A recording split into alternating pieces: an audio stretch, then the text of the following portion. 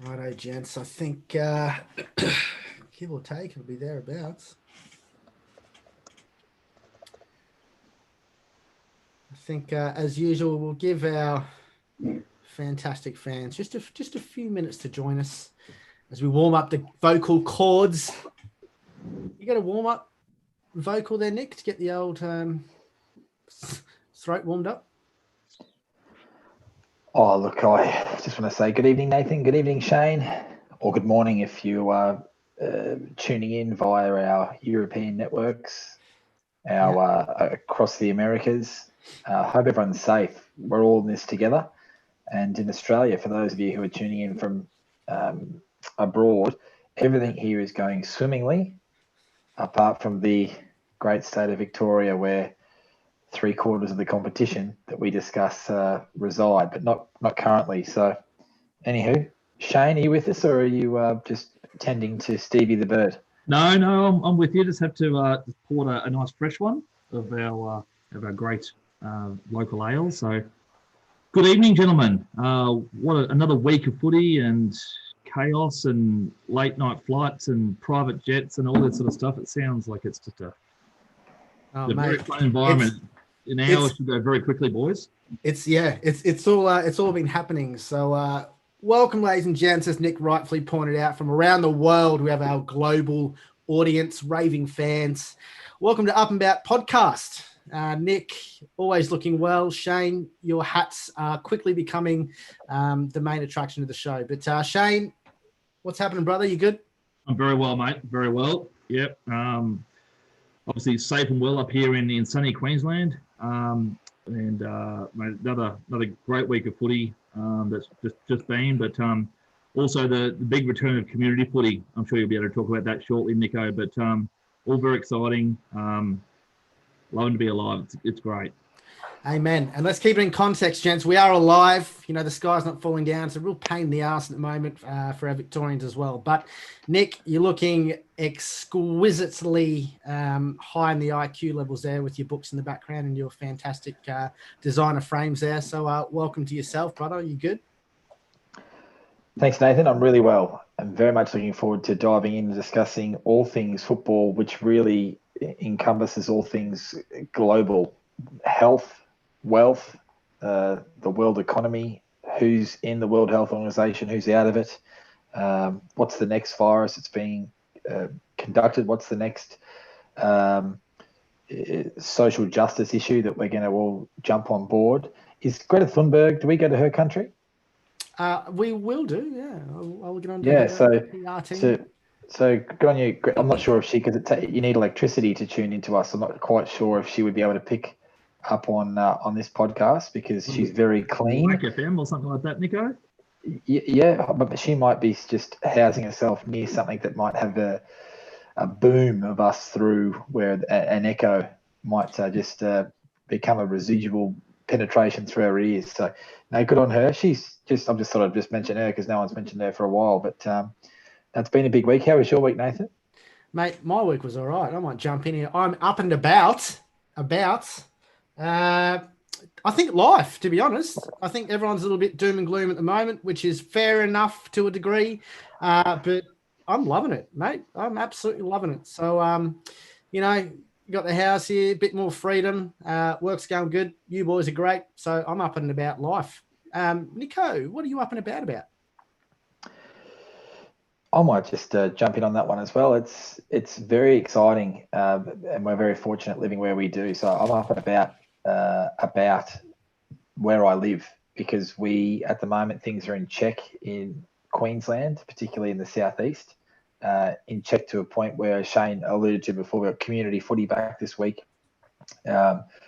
Most people are pretty much back to normal with their workplaces. We've got pubs and nightclubs open.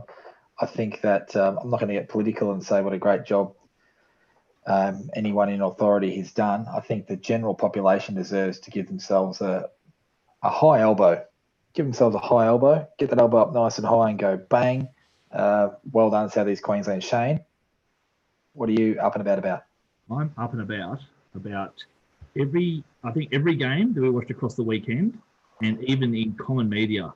There seems to be this fascination from all the regular commentators to talk about a team being up and about in the game. I don't know if you heard it, guys, but Wayne said it, Hutto said it.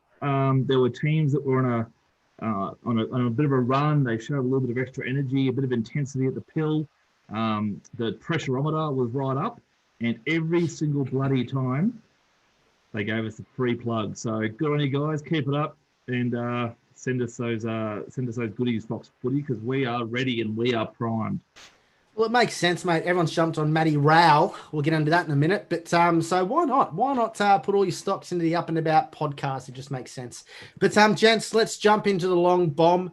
And I think I giggle because I still reckon everyone thinks we're full of shit when we say we've just jumped on 30 seconds ago. Actually, today, Shano, we can proudly say that it was 6 minutes, I think. Yep, and I still couldn't get the technology to work. So no, here I'm using some sort of alternate method, but 7:24 in our time, the export time. So excellent effort by us too. Nick, of course, was a little bit late to the party, but usually that's me, so fair enough. Look, gents, the long bomb this week. Let's go into. It's got to be Victoria. It's got to be the hubs. It's got to be all that, the chaos in the AFL landscape. Who's playing who in 6 weeks' time? Who bloody knows? But Nick, you're very passionate on this one. I guess just what's your overall take? For me, West Coast just hitting their straps. Were they getting excited at the idea of going home at some point? I don't bloody know. But for yourself, mate, Victoria closed for business for the short while moving forward. So how big of an impact does this make on certain teams for yourself? I think it's huge is the understatement, isn't it? I think that you've got every single club is going to be affected in some way, shape or form through hubbing and flying in and flying out on the same day to play a game of footy. And I'm usually very excited and positive about the way things are being done. I'm really nervous, and I might have said it last week, I'm really nervous about where the season might head. I do know that we discussed the short quarters and that being not attractive football and some issues around that. But the reason why the quarters were shorter was to deal with the situation that we have right now. We need to get into two and a half games of football for a club in a week. So I'm talking 4-day turnarounds. We need to cram as much action as we can, because I'm certainly fearful that I know there's people trying to flee the great state of Victoria, and some will get caught, some will get through. But if we as a country get a second wave of this, it's going to be all over. They'll pull the pin straight away. So I'm nervous about that, Shane. I'm really nervous about it, because I know that the footy club that I support, although the start hasn't been as good as what I would have hoped, I think that we're still in the mix. Obviously, it's early days, but we're still up there for a chance, and a premiership's a premiership. But will we actually get to a grand final? Will we get there? We'll get there. We'll get there. Give me some positivity, Shane. Give me some positivity. Absolutely. And look, the sheer reality is that an AFL fixture has not been equal since, I don't know when, ever, possibly ever. We haven't played teams once. We haven't played an even number of home and senior games against people that finished an equivalent place in the ladder last year. So in terms of them trying to get every team to play another team once, you don't have to. Just ditch that. Get rid of it. I know I talked about it a couple of weeks ago about the conference model, and I think there is a high likelihood that will have to come about. There might be you boys over in the West as of next week with Geelong. There'll be the 2 WA sides. There'll be the 2 Adelaide sides. There you go. There's 6. So it's a third of the country taken care of in the Western states. Sydney might have 6. Queensland, South East Queensland might have 6. They'll make it work. They have to. The A-League's kicking off. Rugby League's up and about. It's all happening. So it would be diabolical for the AFL not to finish the season in some fashion. I think that's it, and you hit the nail on the head there, brother. As far as finishing a season or getting some resemblance of some sort of product out there, I haven't kept up with it, gents. But is there any talk on any sort of impact with sponsorships? Any sort of impact with TV rights or that kind of stuff? Well, the TV rights was the big thing that I know that the reason why round one went ahead was purely a financial decision in terms of getting that first payment in and locked away. I know that Channel 7 have signed on and extended the deal. Fox still haven't extended the deal, haven't extended the license, and there's been some reduction in that, whatever the total figure was. Shane, you can help me out here. That's been a reduction in that being. Oh yeah, mate. Yeah, absolutely. Come back in a minute. Yeah. It's been delivered this year. Here's some cold hard facts for you. I know that the organisation that runs things up here, AFL Queensland, they're operating at 15% staff. So that's let's say 75. That's 85% of people who don't have their jobs. It's 85% of people who aren't getting paid at the moment. Not sure what that looks like. I know at head office in Melbourne that they were reluctant to release how many people were not in a job based on, I guess, how many people are in there with jobs of substance. And that's harsh to say. I'll use this as an example. My barber, the great man Theo, probably doesn't listen to this or watch it, whatever you might do. But he came with a great point when coronavirus started. Well, do a big quick shout out. We'll get the Carina Barbershop there on Old Cleveland Road. Good on you, Theo. I'm due for one. And if Josh Brown's watching, they actually Velcro a new piece on every time I go in, Josh. If you are watching, but what Theo said, and this is it sounds humorous, but this is the great leveler, isn't it, at the moment with where things are at, because you really see what's essential when you speak about essential workers and things. But he spoke about the real estate industry, and probably 25 years ago, you had the real estate agent would come to your house, Nathan, and he would give you a price. You'd negotiate. What do we think we're up with this? What are we going to sell? We would agree. We signed a contract. It's still the same male or female that's gone into your home. He or she would then take some photos. He or she would then go to the boot of their car, pull a sign out, and then hammer it in the front. You're for sale, and away you go. That's now 3 people's jobs. So you've got the real estate agent who's doing these whiz-bang videos on social media with doing the nice setting the scene and that type of thing. So there's a videographer who's doing the videoing, and then you've got the photographer who's doing the photos. Then you've got the groundskeeper who's punching the sign in the ground. Is that sustainable? It's not.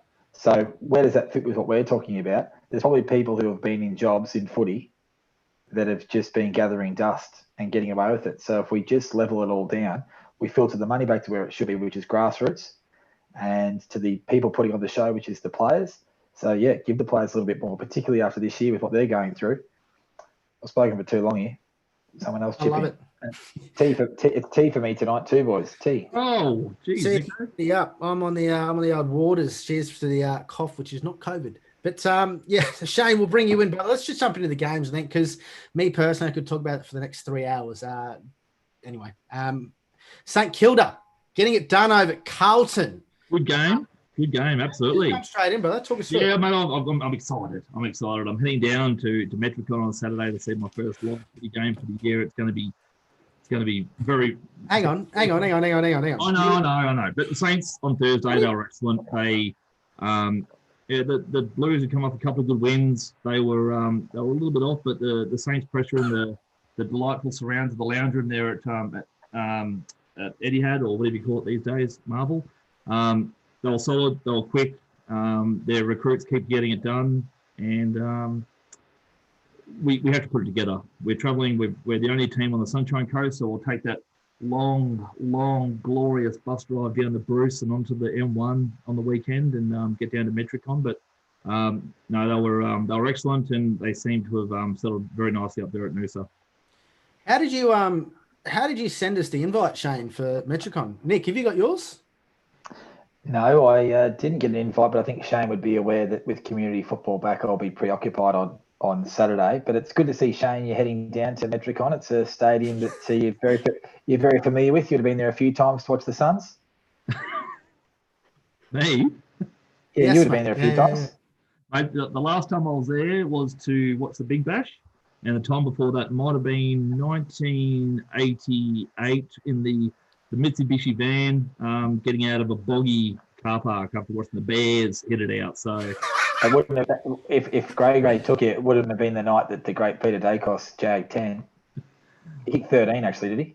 Oh, did 10? Lenny? Lenny will jump on and tell us. Lenny will jump on. Yeah, Shane, mate, you guys are looking the goods. I asked a question last week. I mean, Carlton, they came out here, to be fair, and, they've got a lot of improvement. But St Kilda, mate, top 4 side, yes or no? Top 6. Has that crept up since? Did you say 8 last week? Is that it was crept top up? 8 last week? Look, Yeah. Mate, as a St Kilda man, you never ever count your chickens. Fair enough. All right, speaking of counting your chickens, Nico, you were very vocal in saying your chickens were not counted pre-season, and luckily, so Collingwood going down. Not one of us picked this to Essendon. Essendon, to be fair.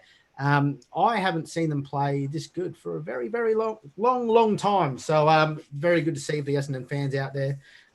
Nico, mate, talk us through it.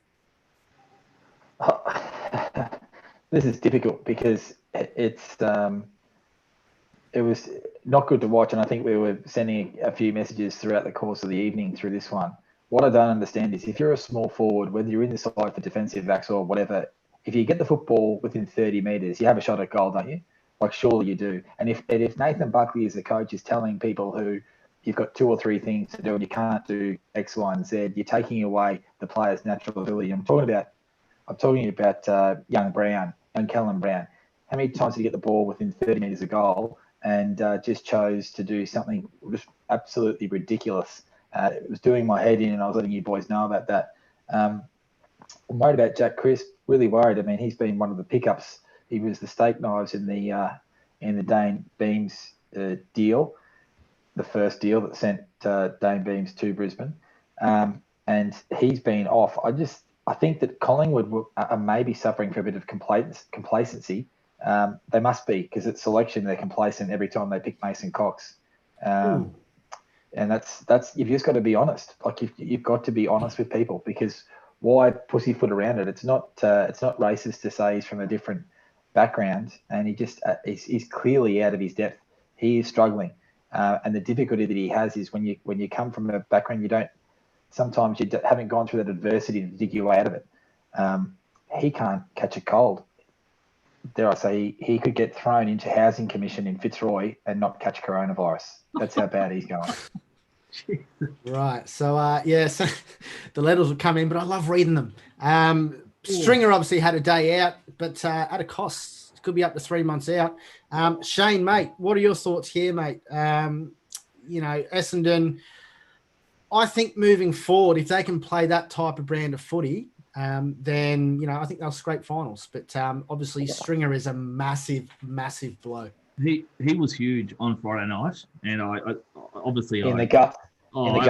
Isn't that just comedic? The guy was the best on ground, and they're talking about being a little bit rotund around the belly, but he dominated. When he's on, he is one of the most dangerous propositions going around. So it will be a huge loss. He's a bit of a barometer for that mob. Goes into midfield and pinch hits, and then gets down and causes chaos in the 50. But the Dons are a lot more accountable around the footy, a lot more physical, and that's also with no Joe Danaher, no Zach Merritt, no Dyson Heppel, some of their prime movers. So I still can't see them making the 8, but they were excellent against a fairly dour Pie side. I think Essendon to make the 8, they've got to kick as straight as they did in this game, 10-3. So same scoring opportunities as Collingwood, but Collingwood kicked 7-6. So we've touched on this, and might just throw in a humble brag. I think some of the more, I won't say popular, but some of the commentators that have a much broader platform to speak from, they're all just starting to jump onto the straight kicking bandwagon. But your boys here brought it to you back in 1976. That was, but what just happened? Are we on? I think we are on, mate. I think.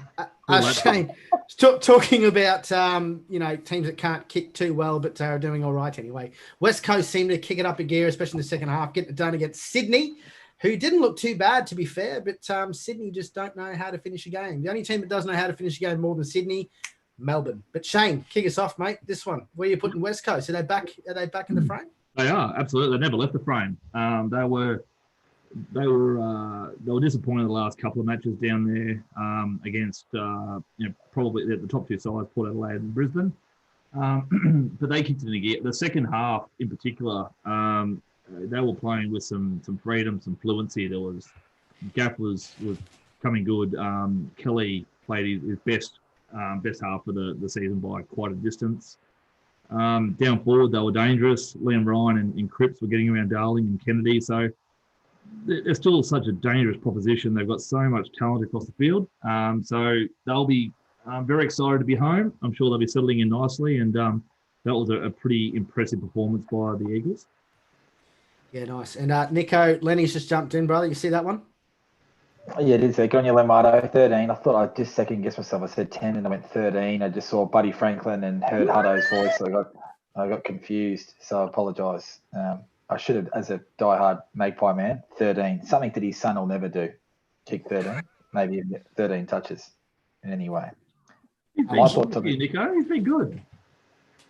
Joshy boy? Yeah, but you're an AFL footballer. Don't be good. Be great.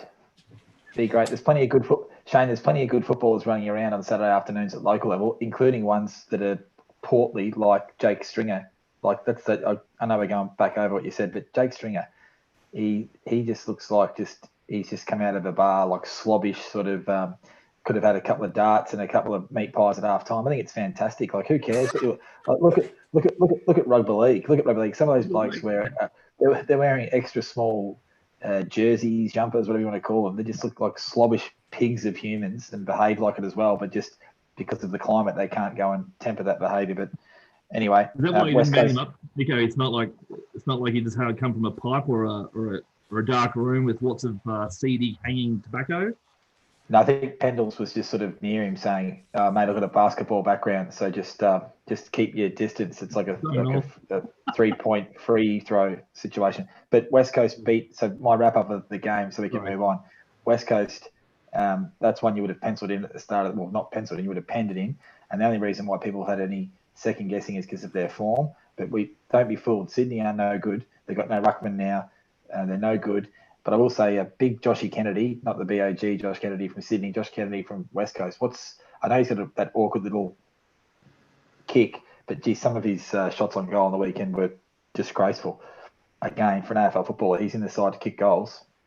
If he was playing for Collingwood, he'd be in the side to just do one or two things inside forward 50, and kicking goals would not be one of them because that's obviously what Bucks has got going on there. What did you think of your sons, Nathan, down at GMHBA Stadium there in the milestone match for the two legends in Selwood and Ablett? Look, I thought it was a very, very brave effort from the boys. It's good to see that they dug deep. I think for myself, the most pleasing thing to see was when Matty Rowell unfortunately got taken out or taken off with the shoulder injury. The Suns didn't capitulate. They kept going. So that was the most pleasing thing for myself to see. So showing a little bit of maturity and I think a little bit more trust, not just in the process, but in their teammates. So good segue, Nick. Geelong, in the end, being, I wouldn't say pantsing, but being extremely dominant. Had they kicked a little straighter, then, fair enough. But a big one for, Ablett and Selwood. So 300 and 350, absolute legends of the game. Gary Ablett, I'm a massive, massive fan of. So well done there, Gaz. Shane, mate, what are your thoughts on this one? Any takeaways? Actually, before we bring you boys into it, I'm going to jump out here and say it. There is no reason that Matt Rowell shouldn't be given the rising star. He should take it out on account of his absolute dominance in the games that he did play. So, Nick, you spoke. Go on. You playing your short pass early. That would be a good short pass. 100%. No, I'll just say it again. It doesn't matter. So, Nick, what's your take on that? And that very simple statement. I completely agree. He's by far the best first-year player in the competition, by far. And I know that there's still 12 rounds to go and someone might put their hand up. But the kid, he won games of footy off his own boot in the last couple of weeks. And it was tragic to see him go down. But I think that the Suns showing that they've improved their off-field staff, particularly in the men's program, by opting with the operation rather than just trying to butter him up and keep him going through the year. So he won't play again this year. But it's one of those years, put the Q in the rack and get him back next year. He's going to be a star. And probably, breaking news, you'll hear that he'll be announcing a contract extension in the coming weeks, which will be fantastic for him and fantastic for the Suns. Because I think I think it was a 3-year deal he got anyway as a number 1 draft pick. So if he extends that by 2, that locks him here for 5 years, which is really exciting for the Gold Coast Sun supporters. Oh, mate, that'd be huge. Shane, I got a question that I hope you have the answer for because I don't. Could Rail potentially win it 2 years in a row? Is that allowed? Is it not? Oh, geez, on notice, very short notice. I don't believe so. No. I think he'll have one selection year. You don't get a second crack at it. Well, I think it'll be an interesting test. I don't know what the specific criteria are for was it the Norwich Rising Star still, Nico? What's it called these days? There was the Norwich Rising Star. There was the what else was there? I still call it the Norwich. What's it called now? The NAB. Is it the NAB Rising Star now? NAB? Yeah. Anyway. NAB, right? Yeah. So I'd be interested to know about the criteria. If it's, I don't know how. I've never actually sat down and watched the count because I'm sure it'd be riveting viewing, and maybe we can do a live feed this year. But just around whether is it a round by round thing or is it more of an overall capture of that player's performance? No, it's not. But I saw something. Yeah, it does. I saw something in the paper today that someone said that Jaden Stevenson won it with 27 votes a couple of years ago. Right. And Rao's already on 30. So I don't understand what that means because I thought it was voted on by footy experts at the end of the year, like a 5-4-3-2-1 setup. But more of like a resilience test as to if they play every game and put it this way, do better than the guy who excels in 4 games. So anyway, but he's a star. He's a gun. The Gold Coast taking the softly approach is absolutely wise, and for an organisation that hasn't made many wise decisions, that is right up there. So good on you, Stewie Jew, and good luck to the fella. Big fan of Stewie Jew. Let's move on, gents. The Western Bulldogs just kicking into gear. I think we all picked this one, luckily. But getting it well done over North Melbourne. So North Melbourne, fringe 8 at best. I don't think they make it.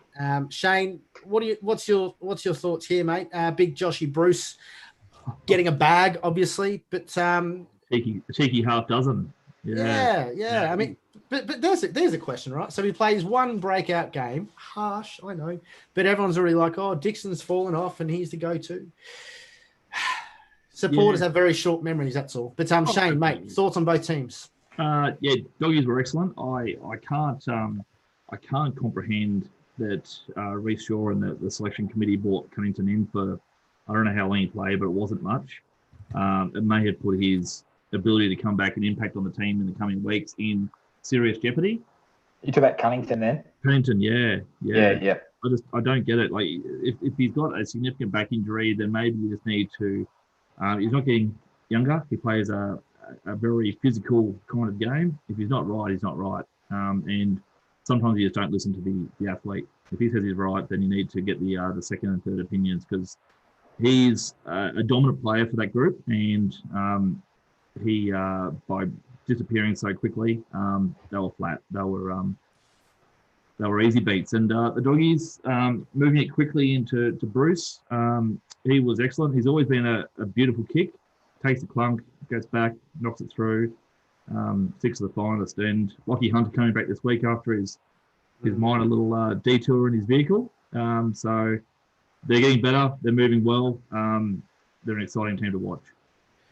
The only thing concerning for myself, and to be fair, it was very, very early in the game. I think it was Smith. He got absolutely poleaxed in the first quarter, but he had a teammate right next to him. So if you turn into, Nick, help me out here, but if you turn into a tackle and you got your own teammates around you have no idea what's going on, that suggests to me to be extremely poor communication on account of the Bulldogs. But they pulled it together and were quite dominant. Can they blame the crowd for the they mightn't have heard the call with the noise if that was a Channel 7 game where they just play the loud stuff just continuously over the top, which that's something from the Melbourne and Richmond game was just absurd how loud that fake crowd was. Yep. It was almost reminiscent of the old Grove Live days with the canned laughter every time Peter Hellier said something, which was 20% humorous. So my takeaways from the Doggies here was, isn't it funny in the footy world how this happens? So in round 1 when Collingwood spanked the Western Bulldogs, all the talk was that the Western Bulldogs are just shocking. Yep. So some coronavirus weeks plus the weeks of football gone, all the articles this week were about the wheels are off at Collingwood. and the Western Bulldogs, it's almost back to their premiership best. In addition, in round one, Brodie Grundy gave Tim English a bar, like he took his own bar of soap and scrubber out there and gave him a decent going over. Now the articles in the paper about all the things that Brodie Grundy lacks in his game, and Tim English was the number one ranked player on the ground. Best young ruckman in the league. Yeah. Oh, it's honestly ruckman. If only 85% of the football media lost their jobs through the coronavirus. Like, absolutely, yeah.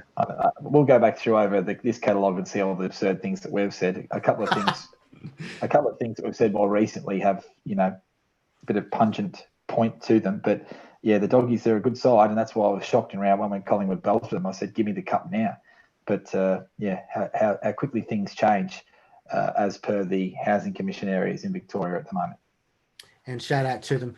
Nick, let's move on to the Gabbatron Brisbane Lions. 12-13, kicking still not there, obviously, but absolutely smashing Port Adelaide in the top of the table clash. I think a lot of people expected there to be a little bit more competitive spirit, as it were, but Lions look very, very good, and I think there's a lot of improvement left in them. Yeah, they play probably what I said the other day about the Suns a few weeks ago about they're good to watch as much as this hurts today, although there's not much left in Brisbane from the days when they beat up on Collingwood in a couple of grand finals, but they're actually really, really good to watch. And I know that we've harped a bit on Charlie Cameron, but it was interesting to see during the week that people are saying, is he the number one small forward in the game? And I'll keep harking back to he's been Adelaide's biggest loss in recent times, inclusive of Patrick Dangerfield. But Port Adelaide were the team to beat, weren't they, on top of the ladder? And then I saw Chris Fagan speak beautifully today, which he does, and spoke about that now that Brisbane are there, all the talk's on Brisbane. So, I mean, it's one into the next, isn't it? It's what headline you can grab. But Brisbane are playing really good footy. Port Adelaide is still a good side. They had an off day, probably winding down, coming towards the end of their hub time up here in Queensland. But who would have thought that the two most exciting teams to watch so far this year have been Brisbane and the Gold Coast, and you've got 8 teams in Queensland, community football in Queensland starting up, AFL Queensland staff are doing good things.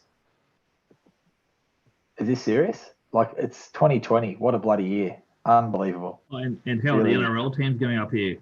The Broncos and the Titans are an absolute bloody rabble, and AFL is tuning up. Exciting. And the TV ratings. So the TV ratings are 25% up or something like that with the AFL over the rugby league. Now, some of your rugby league nufties, which I'll head back to work next week and hear their take on things and say that because of the Q Cup and whatever. But at the end of the day, it shows you how bad rugby league is, because we're probably talking about how ordinary the footy is to watch at the moment, and people are choosing to watch ordinary Australian rules over the Titans and Broncos, who are both bloody horrendous.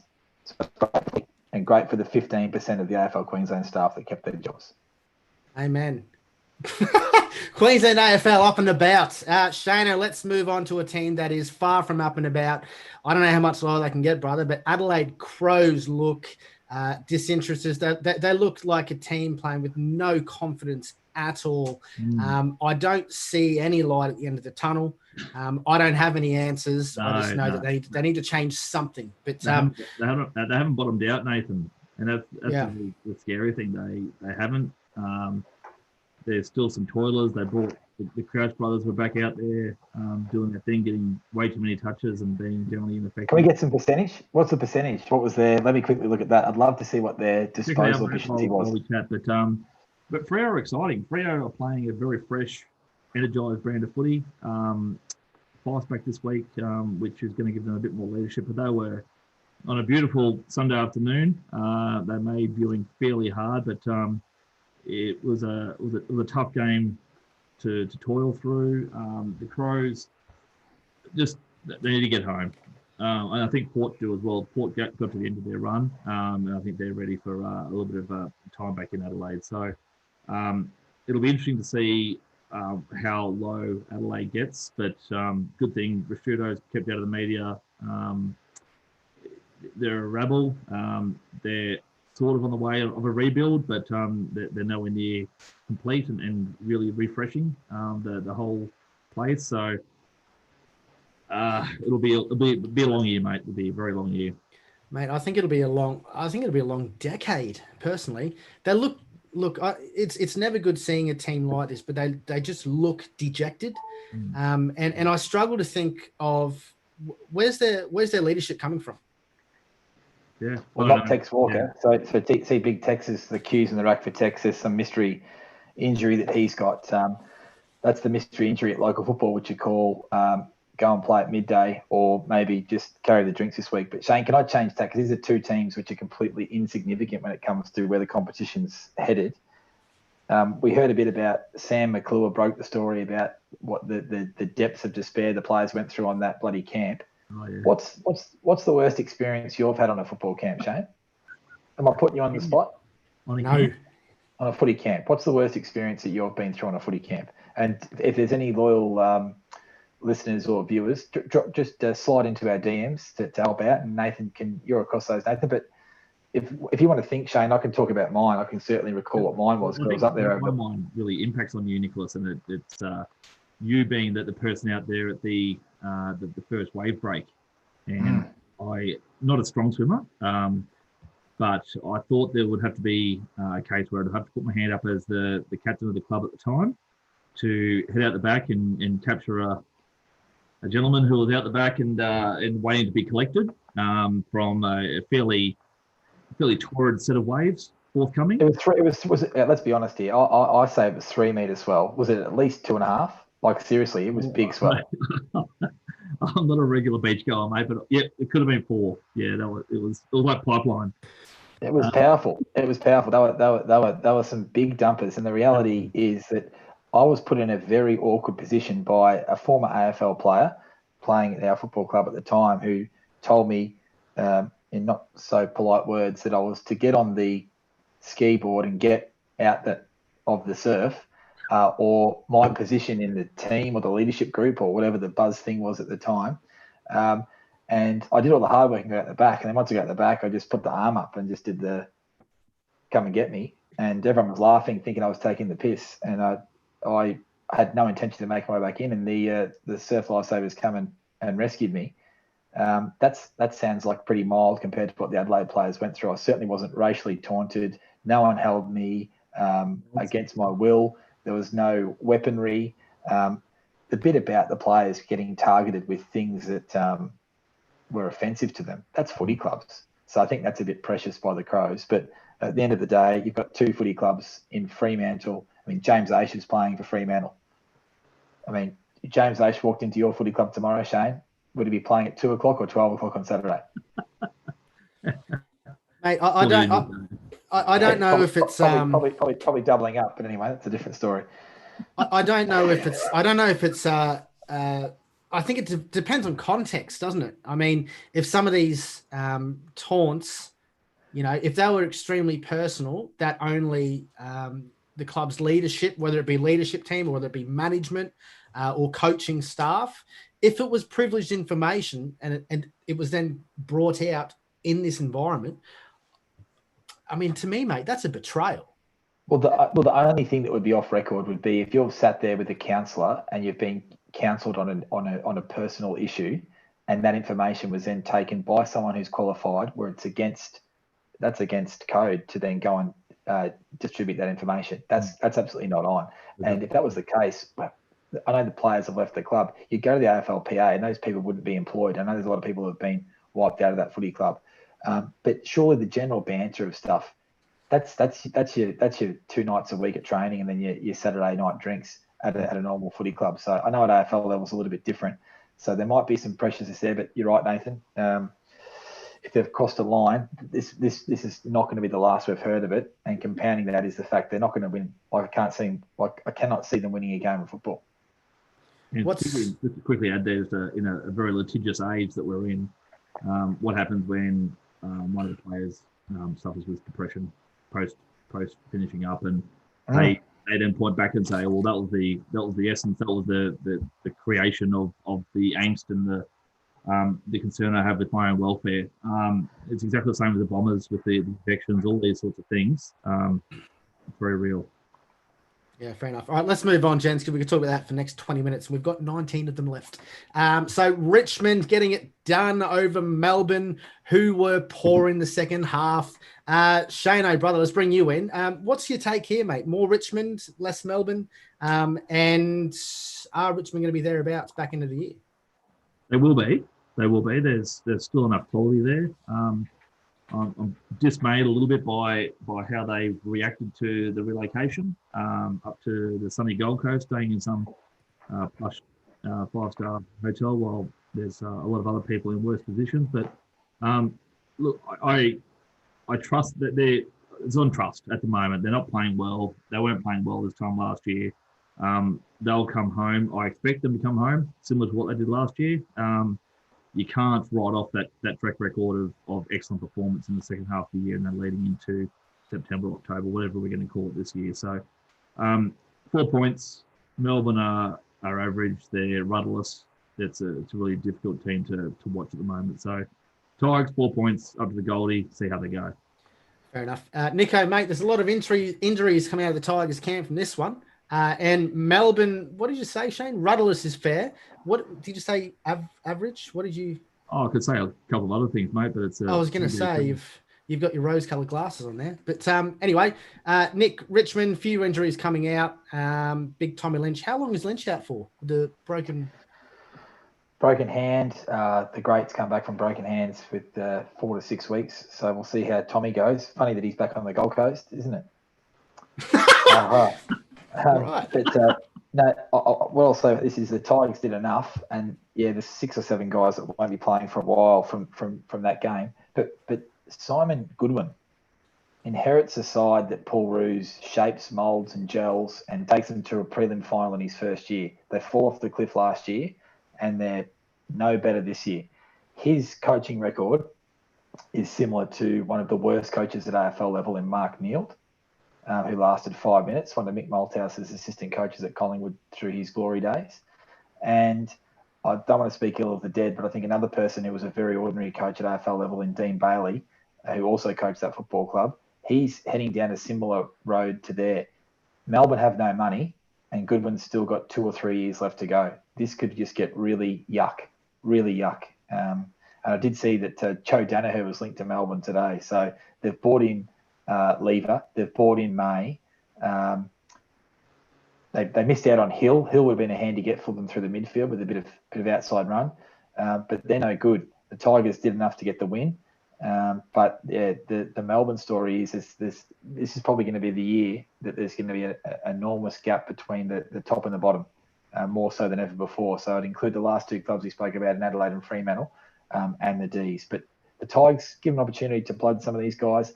Let's hope that Jack Riewoldt stops whinging about everything. He does have his a radio show. He does. He's just a whinger. Whinge. Old Jackie boy. And now he's got his own show on SEN on Monday nights, and they take talkback callers. So like the old NIRS day, Shane, we'll be chucking the number on private and be giving Jackie a call. And just to see if he really wants to, does he really want to be playing football up here in the Sunshine State? I know that he's very, very pale-skinned. It might get a bit too burnt up here or something. Oh.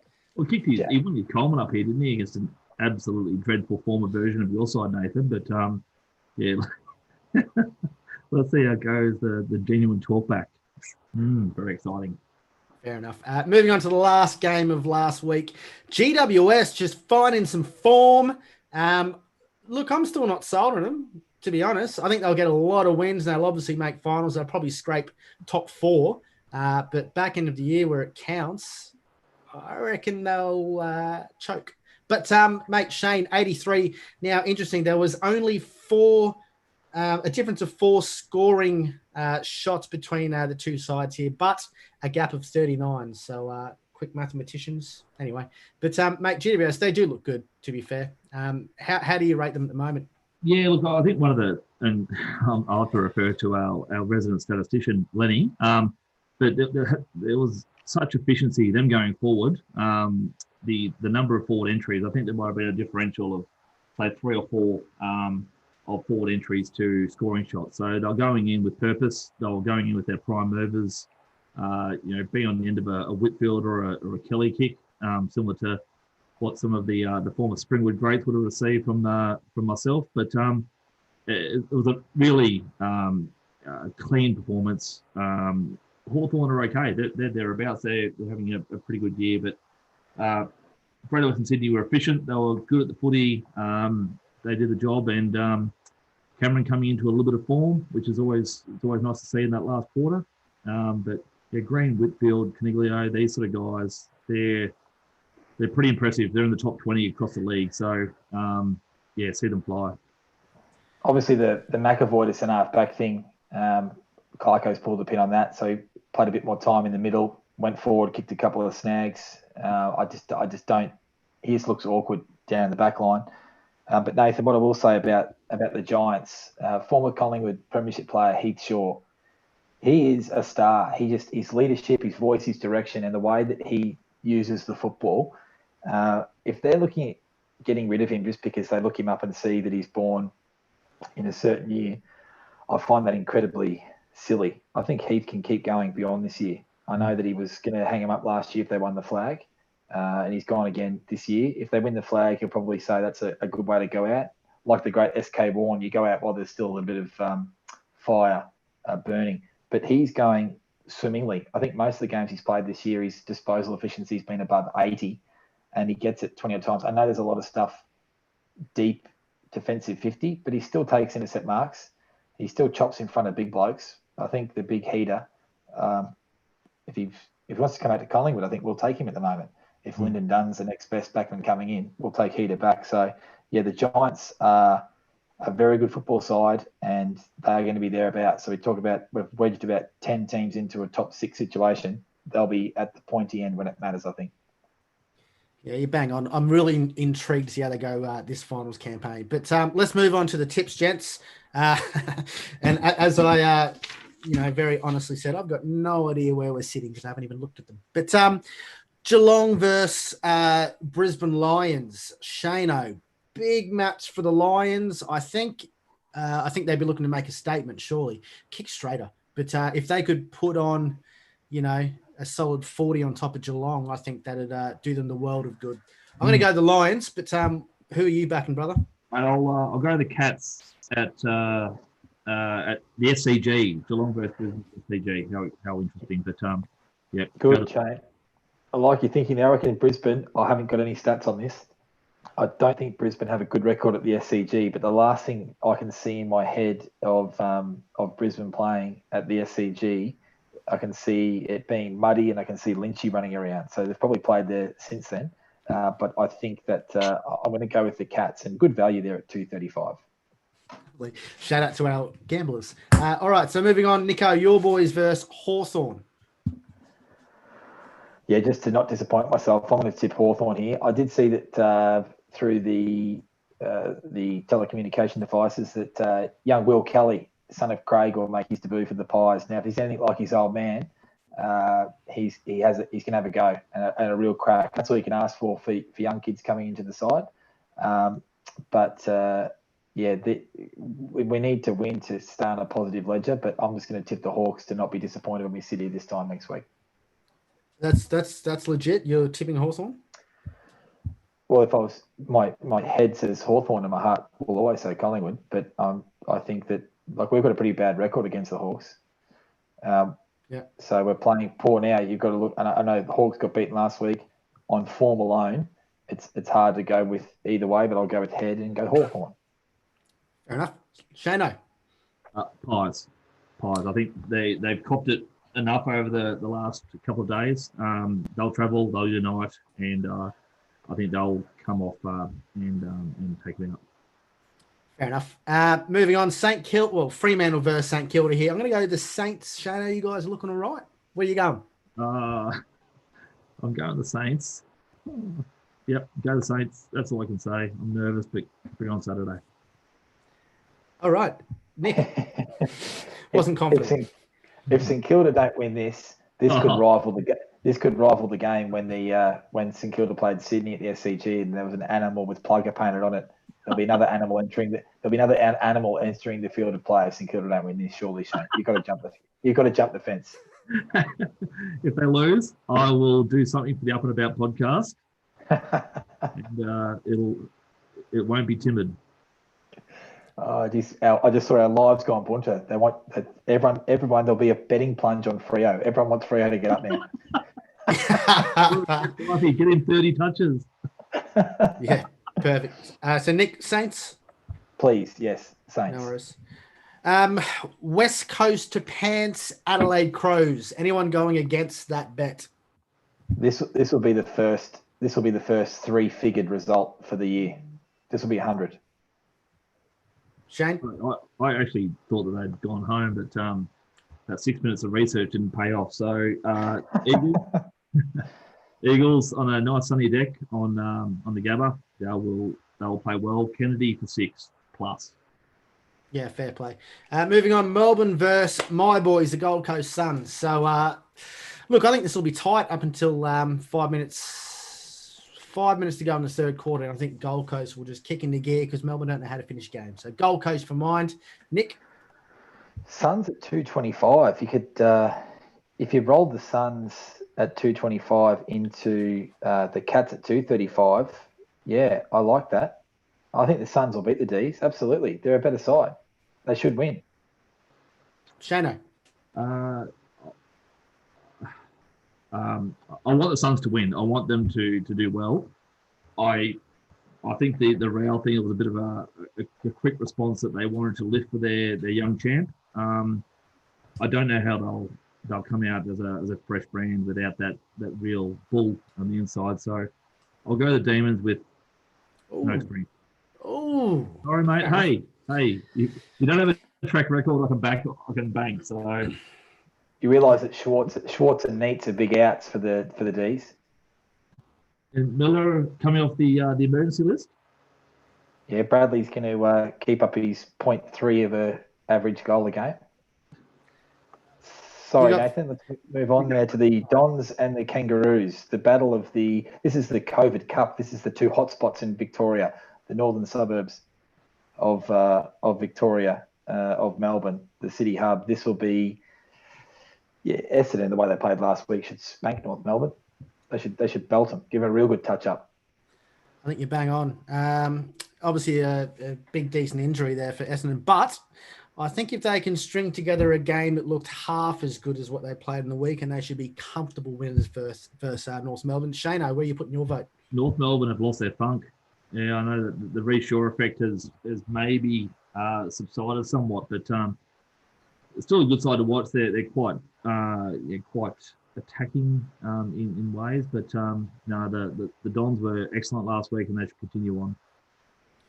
Righto. Moving on, Port Adelaide versus GWS Giants. Mate, this will probably be the match of the round, I think. Port Adelaide looking to jump back in a big way. GWS, they do look good, to be fair.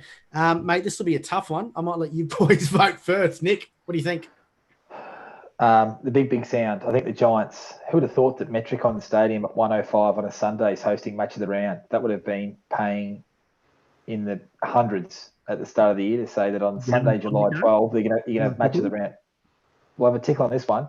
Well, yeah, $1.80 for the Giants might boost that three-way. So if we go, I'll get a price for you. I'll get a price. I'll get a price before the end of the show. So we've got if I roll it in. So you keep talking, I'll get that price for you. No worries. Shano, mate, a big game this one. Big game. It's huge. It's got some serious implications. So, look, Greater Western Sydney, they were stunning last week. They were really solid on a Sunday night. I think that Port Adelaide was a bit of a blip in the radar. I don't think they're that average. Charlie was down. Some of their kids were down. Their midfield wasn't humming. So I will revert back to their form from previous weeks and jump on the power. I'm going to jump on GWS, mate. I'm still not convinced about Port Adelaide. I think they need to be tested a little bit more. But let's move on. Rich, no. Just I've got the number for us, boys. If you want to get on that. So we got the Cats, the Suns, and the Giants. $8.95. That's Nicky's multi of the week. Get on that, and if you roll it into an e-sports, let's go with a couple of $3s. You can get that well into the $12, $13 area, guys. So we'll check back on that one. This is now a regular segment. Is it going to be sponsored soon? If it gets up, I won't tell you the betting agency we're going with because they haven't stopped paid giving us. me. I'll call you, mate. Don't worry about it. I'll call you. Free bets. Yeah. All right, Richmond versus Sydney. Richmond. Shane? Richmond just. I don't think they'll travel well. I've got concerns about how they're going to deal with the first couple of weeks of being up here on this awful winter condition that we deal with. But just, yep. Nick? Sorry, we're just putting that multi on there, guys. Rolled in. Yeah, look, Sydney are that bad. Richmond could play their VFL side against them. So Richmond. Fantastic. And last match of the round, Carlton. They look a lot better, to be fair. Carlton fans, you got a lot to look forward to. But versus Western Bulldogs, Western Bulldogs will get the job done comfortably. Shano? Not comfortably. 14 points, but yes. Nick? Comfortably, Nathan. I'm with you. The Doggies playing very nice football, and Carlton are just they're too up and down. The Blue Baggers, too up and down. That's exactly how I said it. That's how they're playing. I can't wait to chop that one up. But gents, where does your short pass go this week, gents? I'm going to fire mine off. I've already done it. Matty Rowell, give him the rising star. Why not? Give it to him 2 years in a row. Give it to him 10 years in a row. It doesn't matter. Give him the rising star. Nick, where's your short pass going? Yep, as you can see by my name, my short pass this week's going to a man who I've admired and respected and backed in to the hilt for a number of years now, but he's had a pretty shocking fortnight. Eddie Maguire. Ed, just have a rest, mate. Just put the feet up, put the slippers on, put the pipe in the mouth. Literally, you've made our football club look silly, and people, when you're out there the way you are, mate, people gun for you. On a very, very small scale, I know exactly how you feel. So just retreat, relax, let the footballers play football, let the coaches coach. You just keep giving us the great updates on the Hot Breakfast regarding COVID-19 and just cue in the rack sort of stuff just for the next little period, because you do provide great stuff and you're very good for the game, but your last fortnight's been ordinary. Shane, short pass. Yeah, look, there seems to be the Pumas, the Springwood Pumas, my team, my community football team in Australian rules football are heading down the road to play a local derby. I haven't played a local derby in quite some time against the Beanley Buffaloes, and I understand there's a bit of a watch out at the moment for a couple of the former Springwood players who now call Beanley home. So, short pass is that there's going to be a little bit of spite, a little bit of fire in the belly of some of those Pumas coming down to Doubt Park at Beanley on Saturday. And you'll be there, Shane, to watch it. That's fantastic. You'll be there. I'll be calling in via Zoom and seeing how the boys go. So is there COVID restrictions? Is there COVID restrictions that don't allow you to attend the game, or? That's right. Yeah, Nick. Yeah. So I actually have an alternate commitment down at Metricon. So you've delivered a short pass about something you're passionate about. The community of. Yep. Shout out to local footy. All right, gents, let's wrap it up. But always a pleasure. Nick, Shane, enjoy Metricon. Cheers for the invite. Midweek teas, guys. Midweek teas. Get around them.